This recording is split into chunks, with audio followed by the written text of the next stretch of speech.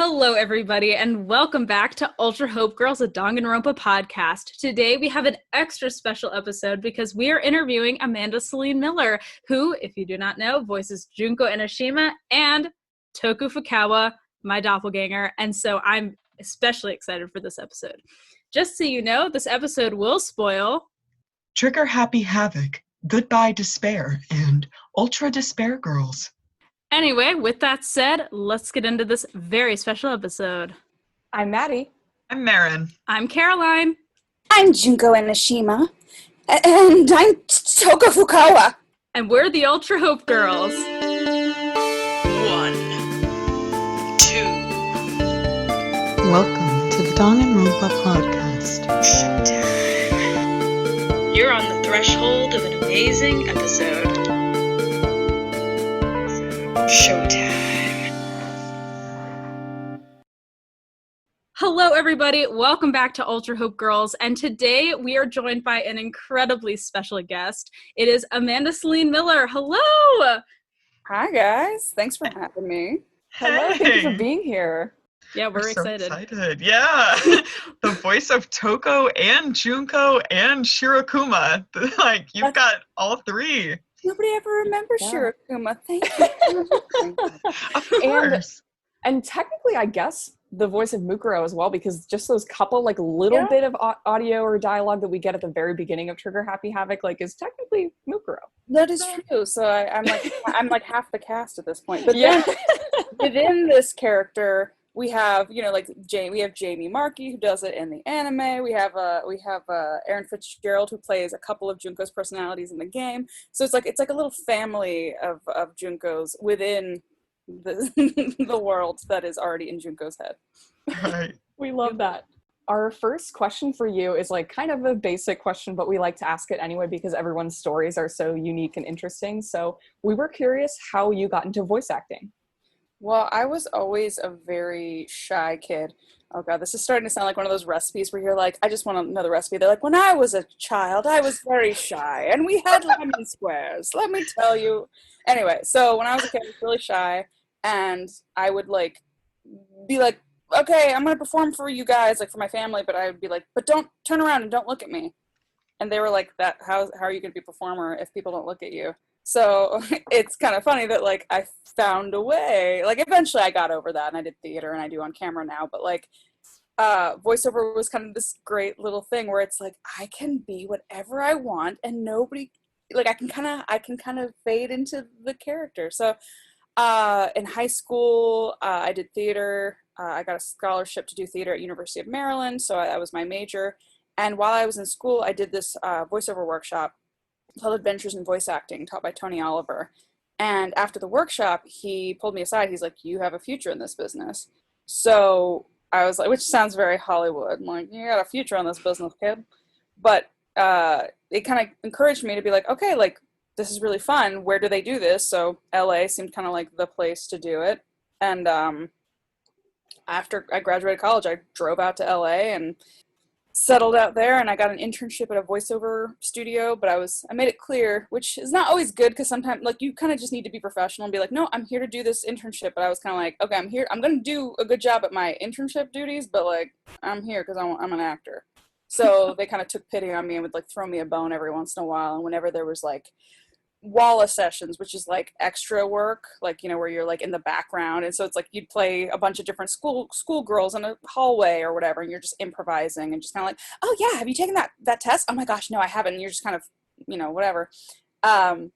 They would throw me in to do Walla sessions, and they're like, oh, she doesn't suck. So then they kind of would throw me in to do, like, little one-liners, or, like, like, would you like fries with that, or whatever. And eventually they kind of built up the confidence in them that they're like, okay, she's actually trained, she's not terrible. So they started letting me audition for real things. I started booking real things. Eventually I got a voiceover agent, and, more bigger auditions, bigger bookings. And then it kind of just, over the past 10 years, just grew from there. That's so cool.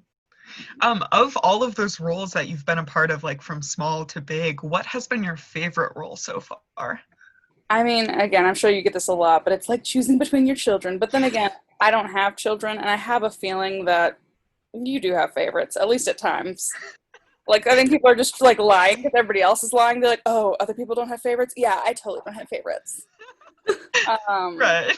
So I think it depends on, like, different seasons. Like, right now, Boruto's my boy because, like, he's just, like, like, he feels like my son or, like, my little brother, and I, like, want to protect him, and it's cool to, like, get to, like, live in those shoes because he's very optimistic. He's very loyal and very he believes the best in people and himself, so he's very much like, yeah, I can do that. I mean, I have no training, but, like, I believe in myself, so I'm gonna try, which might be, a little cocky, but it's also kind of sometimes that's what you got to do in life is fake it till you make it, and you'd be surprised at what you can actually do. And I'm somebody who's kind of like, oh, I can't do it. I mean, I'll probably fail, so why even try? So it's kind of nice to live in the world of somebody who really, instead of being a pessimist and believes the worst in people and trying to protect themselves, it's nice to be like, oh, life could be really cool if I was just like, yeah, why can't I do it? Or why not? At least try. True. So yeah, but then, like, legacy favorite character would probably be Sailor Jupiter because I grew up watching Sailor Moon when I was a kid. Like, I watched the Deke dub growing up, and I was like, oh my gosh, this is so cool. And I played Sailor Jupiter in my backyard. So who would have thought 20 years later, they would be redubbing it and they would be doing Sailor Moon Crystal and all this stuff, and I would be in the right place at the right time, and the creator of the show picked the final cast, and, like, I didn't know that until like after I had booked it, and then I was like, oh, this is a mistake. The imposter syndrome took over, and I was like, they're gonna realize that I don't know what I'm doing, and that they're gonna cast somebody else. And then when I read an article saying that they had sent the final, like, top 5 to Japan for each character, and the creator picked her final ones, and it was just such a, like, okay, I'm meant to be here because this person who made this show that I loved, that meant so much to me growing up, heard my voice and was like, that's my Sailor Jupiter. Like, it just kind of felt like a weird full circle thing. So that anytime I have a bad day, I kind of have to remind myself, like, anything can happen. That's such an honor. That's Wow. so awesome. Yeah. Like, what are the odds of that? So whatever you believe, I definitely feel like sometimes there's certain things that feel like meant to be. So Yeah. Oh, wow. That's so cool. I love that. There is hope. there's also despair. Oh. So you said before that you've now moved into doing some stage acting and also some film work. I was just wondering, like, of the 3 mediums of voice acting, stage, and film, like, what do you like about each of them and what makes them different? That's a good question. So theater was actually where I got started first. It was like my middle school years, and that was kind of the first experience I had where you could perform and people would look at you, but I couldn't see them. So it was kind of like a transition where, like, it kind of helped me get comfortable being seen. But, like, if the lights were on in the audience, I'm sure I'd be like, no, this sucks. But, like, there's kind of a division. Like, you can kind of go into your own world and don't break the fourth wall. So what I love about theater is, I mean, the play can jump back and forth, I guess. But for the most part, it's like a linear emotional arc. So with voiceover and film, a lot of times you'll do multiple takes, or you might go back and and it's kind of out of context, or you're having to, like, you're in one emotional place and they're like, oh wait, actually let's go back a couple pages, and then you have to get back in that emotional place. Whereas theater, again, unless it's like a time jumping play, you tend to be, like, living in a real moment in this person's life, so you can really get invested. And I feel like theater, to me, has the most potential to really feel the emotions, because you're not stopping and starting and trying to recapture something you just did 5 minutes ago. Like, you're really, if you're getting the news that somebody your husband died in a play, like, it's going to hit you and it's going to sit with you and you get to live that out. And I love the exchange of energy in theater where you can feel the audience, or you can feel it when they're not with you, but you can feel it's just like they're giving you energy, you're giving them energy. And it's just this, like, weird symbiotic experience. So I love that about theater. For voiceover, I love that I can be, for the most part, anything. Like, I can play a young boy, I can play an Amazon warrior, or I can play, which I did, evil mutant sushi, one of my earliest things. Like a Japanese movie, like a live action movie called Dead Sushi, and me and a bunch of other interns and like new voice actors were thrown in for the Walla group for that. And so we were just, they were just like these evil sushi with like teeth, and they're like, yeah, and they'd be like, okay, so that's sounding a little bit more like the albacore. We need to come up with a different voice for the sashimi. Like, it was the weirdest experience, but like voiceover, I feel like you get to flex your imagination. Like theater, you get to do it, like flex your imagination a lot, but with voiceover, it doesn't matter how you look. In fact, like I gained a lot of weight over the couple years because I didn't care, and now I've had to lose it because I'm doing it on camera. But on camera, what I like is, and this is similar with voiceover, I like that it's eternal, because with theater, everything's kind of ephemeral, you know, and so it's wonderful, but then once it's over, you can never be like, you're like, oh, if you didn't see the show, it's gone forever. And there's something really sad about that. Like, I think theater actors always carry a little bit of grief with them, because there's a new experience around the corner, but that experience you can never have again, which I guess is life, but whatever. But on camera, I love that it's like, it's eternal. Like, I can film something good or bad, preferably good, and it'll last. Like, I can point to that. I can watch it again. I can appreciate that. And then also, yeah, I like I don't know, that's the newest one for me, because that's like the final stage of like being seen. It's like, this is gonna go out, and like if I'm on a big show or something, millions of people will see my face. It's not just my voice, and so I do like that it feels like the final Pokemon evolution of my acting journey. So I guess I have the least to be able to say about that one, but I do also like the sets and the special effects and stuff like that. And, while you're in it, it feels really fake and phony, because you're like, this is a green screen. Like, but like afterwards when you see it, you're like, I was a superhero. Not that I've played that yet, but like, it's cool. That's on the to-do list. Yeah, someday one day. soon. For sure. We actually, us three, were theater geeks in high school, and so Caroline is actually in musical theater still now for college, and so yeah, we can definitely relate to the post-show grief kind of thing, all the crying sessions on closing night. Yeah, absolutely. Yeah, like you fall in love with your castmates, and you have cast parties, and you're like, this is the best feeling, it's gonna last forever. And then after you struck the set, you're like, yeah, it's really gone. Yeah. But then despair. I'm sure that's true. That the ultimate despair. That's really why Junko started doing it. She's just like, this feeling, I want it to last forever. From every set. She wanted them to feel true despair. She should have had them run a musical. And like have it be something where like people didn't show up, even though it was actually pretty good, and like nobody will have seen it. That is true despair. It's brilliant, but lost in time.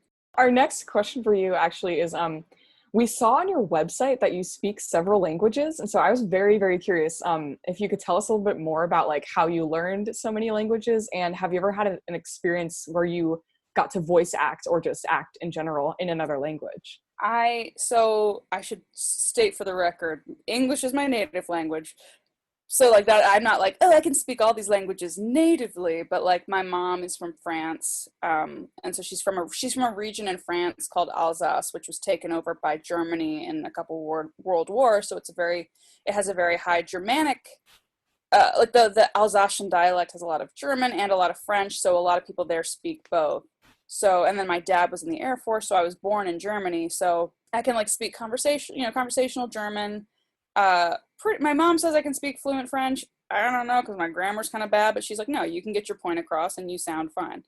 Arabic I've been learning lately, especially because people keep asking me to audition for parts for that, and I'm like, I want to do justice to whatever role I play. So like recently I had a German character in a video game that I was recording, and I was having a couple issues with the accent, trying to make it like really perfect, because like that's, for me, it's always like I need to play whatever character I play, I really want to play them with authenticity. I don't want to half-ass anything.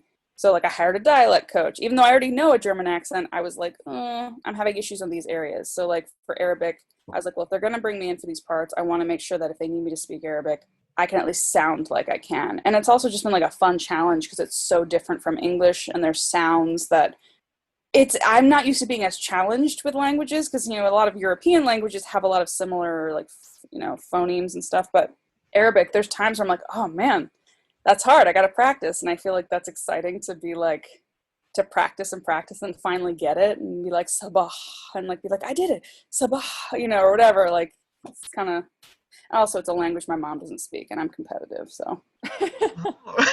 I don't know if that answers your question of how I learned them, though, but yeah, I don't know. No, yeah, that's really cool. And have you ever like had an experience where you got to like voice act in a different language, Okay. or? So, yeah, I think I did an episode of Doraemon where I was like a German girl, and like the first couple lines were in German, and then they just switched it to English, where it's like, yeah, we get, like, it's like magic took over, and she had like a German accent and stuff. So that's cool. I've gotten to do German a couple times. I don't know if I've actually ever had to do French. What have I had to do? Japanese a couple times. But like for this game, Oni Chanbara or One Chanbara, I think it's Oni Chanbara. But she, in the Japanese, she speaks really bad broken English every once in a while to be cool. So in the English version, they had her speak bad broken Japanese. So she's like, "Oh, I'm Mogra Karoshite Yaru." And then for my web series, I did a live action web series called Ghosts and Stuff Inc. And my character gets possessed by ghosts. So in the first episode, she got possessed by an ancient samurai ghost. So there's a scene where I'm possessed, and I'm just like, you know, Onushi no katana ni taisu, like, and like, it's fun. You should check it out. That's so cool. That's I definitely awesome. will check that out. That sounds Yeah. amazing. Little plug. It's basically like Parks and Rec meets Ghostbusters, because those are two things that I really like. I made it like 4 years ago, but I still have an episode I have in the can that I haven't edited yet, and eventually one day when I'm famous, I'd like to complete the series, but for now there's like 8 episodes, and I think they're cute. That sounds like my dream series. It's so cool. Oh, wow. So we were curious, specifically within the Danganronpa community, how has your experience been, like with fan interactions, things like that? I love the Danganronpa community. It's every fandom I feel like has a different personality or different kind of like code of ethics or whatever, but like for something that's based on a game that's so dark and has like so much murder, the fan base is so supportive and so open to each other. Like, I'll have times where people will come to my table at a con, and they'll be like half of a group, and then another half of a group will walk by, and they didn't know each other before, but now they're like best friends. They're like, oh my gosh, and it's really cool to see, you know, and they don't even care if there's multiple Junkos at a table. It's not like, oh, like competitive. It's like, let's all take photos together. So yeah, it's funny. I think the Danganronpa community is similar to the Sailor Moon community in that way, and you would not think that those two titles would feel similar, but That's amazing. And I definitely see that for the Sailor Moon community. I love that. Oh my God. Do you have like a favorite like fan encounter that you've ever had? oh, I mean, there's a lot of really touching ones. I don't know if it's my favorite, because then it's like sad. But like, there's definitely been times where people will, because, you know, we're not doctors, we're not pilots or whatever. We're not like doing something that seems vitally important. So, you know, people are like, oh, you're just an actor. But then every once in a while, it's nice to like see how something that we worked on affected somebody in a real way. Like, so it's not like, again, we're not doctors, we're not necessarily saving lives, but we're like, this is gonna sound pompous, but like saving souls almost. Because like, I love that. in despair, people tend to go to art and entertainment for escape. Like, so even during Corona, people are watching more movies. They're consuming entertainment to help them feel in some way normal, or just feel something, you know. And that's really cool that people turn to artists during these times. Like, it shows kind of how everybody has a role. So we've had people where they come up to the table, and, you know, it's a sad story, but like, they're like, my sister and I used to watch this show, and she's since passed on, but like, every time I watch this show, I feel her with me, you know. Or a lot of people have talked about how they were really depressed and, you know, maybe even suicidal. And not to say that the show saved them, but the show felt like a lifeline. And like, obviously I'm not taking credit for like the show itself, but it's just cool to even be a part of that. I hate to so like drastically change the mood, but our next questions are the start of our character questions. And so before we go to commercial break, we've got 2 questions for Junko, the Queen of Despair. All right. So our first question for Junko is, what would your ideal first date be? Oh my gosh, it should be like obvi, right? So what I would do is I'd be on like Tinder or whatever one of those apps are, and I'd be swiping on like the hottest guys there. And they would like reject me, or they would like respond and be all narcissistic and like not ask me questions about me and just throw me into such despair. And then somehow we'd be like talking, and we'd eventually go out, and I would return the favor and make him feel despair. And again, I don't necessarily want to like pin it down yet, but I feel like it would be something like I'd bring them home. I'd be like, oh, by the way, I killed your parents, or something fun, something. I think love should be spontaneous is really what I think it would be. But I think that would be my ultimate, just a mutual foundation of despair. Yeah. So kind of you to return the favor. That's amazing. Very generous. Junko, we were also curious about what your childhood was like, and like kind of when did you come to the realization that you were ultimate despair? Ugh, it was so boring. Boring. Like I could tell you details and like sob stories and stuff. Like, no, we were homeless. But like, that's all boring. Been there, done that. Like millions of people are homeless. But you know what? Like I discovered that I can make people feel something, and I can make myself feel something. And that feeling is despair. And it feels so wonderful. I'm getting choked up because I'm so excited talking about despair. It's like talking about like a puppy dog or like a good friend, but then they died, which is like even better. Do you understand what I'm saying? Yeah. Yeah. Girl, we're there. I guess I didn't really answer your question about when, but like a lady never discloses her age. Junko is ageless, so. Amen. All right, everybody, we're going to take our break, but before we do, what do you think of this interview with Amanda? Let us know. Leave us a voicemail. Shout us out on Twitter, on Facebook, and we also have a Patreon. If you want to do book club with the ultimate literary girl, me, you can just join and become a patron. And yeah, we'll be right back with Amanda after the break.